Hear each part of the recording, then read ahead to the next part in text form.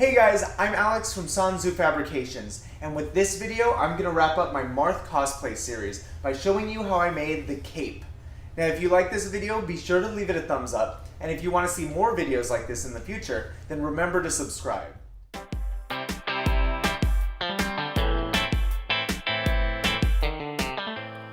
I have to admit, I have been both dreading and looking forward to this part for weeks.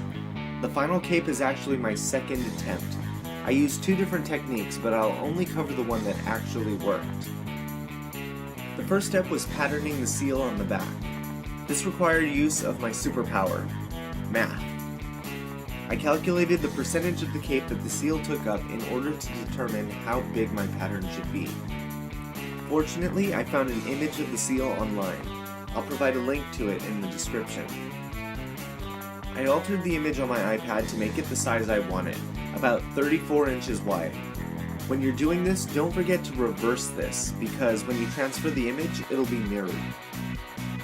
Then I rasterized the image in the Raster App to make it printable and printed the oversized design onto regular 8.5 by 11 inch computer paper. Don't forget about these papers, because we will come back to them. Next, I got a piece of light blue cotton and 2 packages of Heat and Bond Ultrahold. Heat and Bond acts like a glue that holds together 2 pieces of fabric. This kind of technique is known as an applique, and it's usually used for much smaller designs. I had to use 2 packs to cover enough area for the entire design. I ironed these to the cotton, making sure to leave as little space between them as possible. Once the Heat and Bond had cooled and was secure, I took out the printed design. I used a spray adhesive to glue the design to the paper side of the Heat and Bond, and I used scissors and an X-Acto knife to cut out the entire design. I cut, and I cut, and I cut.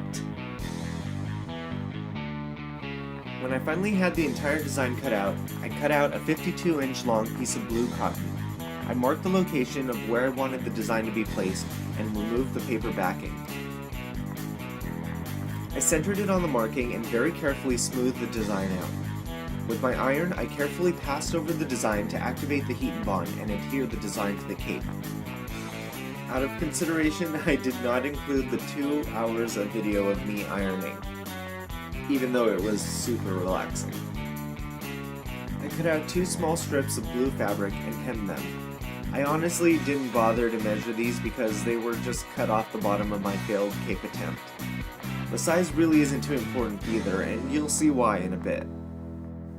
When the design was all set, I cut out a piece of burgundy cotton in the same size of the cape. Then I made a giant pillowcase. Well, kind of. I placed the blue side of the cape and the burgundy side of the cape together with the right side of the fabric facing each other. I stitched around the 2 sides and the bottom to attach the 2 pieces of cotton together. I then turned it inside out so the design was facing outward.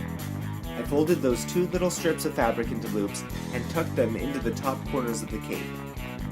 I turned in the raw edges of the fabric and top stitched all the way around the perimeter. This closed up the entire cape, secured the loops, and ensured my cape wouldn't randomly separate and turn into a funky bag balloon thing. Now this cape spans the entire width of the bolt, which was 44 inches, but I needed to compress it to 12 inches so it would fall neatly from between my shoulders. So I took the top of the cape, arranged it into pleats, and stitched over it.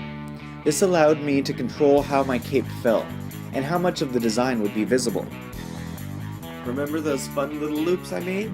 Well, I slipped some carabiners into the loops, and now I can easily clip the cape onto the O-rings that hold up my shoulder pauldrons. Nifty, right? But wait, there's more! Look at this reference picture. Did you notice anything different about his cape? Yeah, it wraps around his neck and ties to the gem on his breastplate. Well, I'm a bit of a control freak, so I wanted to control exactly how the fabric would fall. And that's why I pleated the cape, and that's why I'm making the neck portion separately. It was actually pretty easy.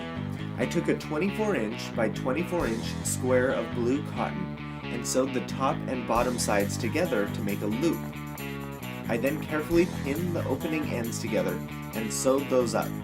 This created an infinity scarf. If you're not familiar with the concept, just think of a donut.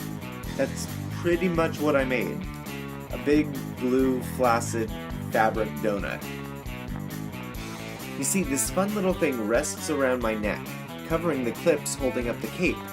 Since it's not actually connected to it, the weight of the cape won't pull it back. That means I can place it, adjust it to be as fluffy as I want, and it'll stay put. It's also much safer, as I don't have to worry about having my cape get caught on anything and choking me. Remember kids, choking is bad. Ah, but there's the problem of the gem. Well, since I needed to make an opening through my entire scarf, I found a place in the scarf far from the perpendicular seam.